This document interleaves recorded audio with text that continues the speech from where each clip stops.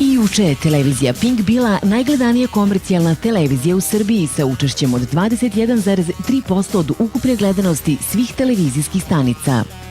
To je 252. dan od početka godine kako se naša televizija nalazi na vrhu liste. Posebni rezultati zabeleženi su u prime time terminima kada su emitovane naše udarne show emisije.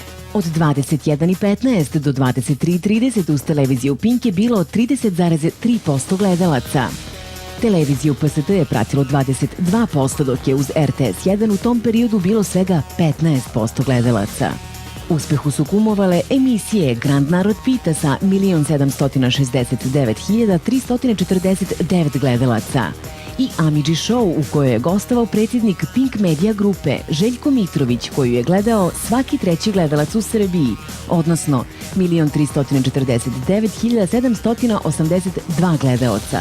Seriju Nasleđe jedne dame gledalo je 1.057.952 gledaoca, a svaki treći gledalac je bio i uz malu nevestu.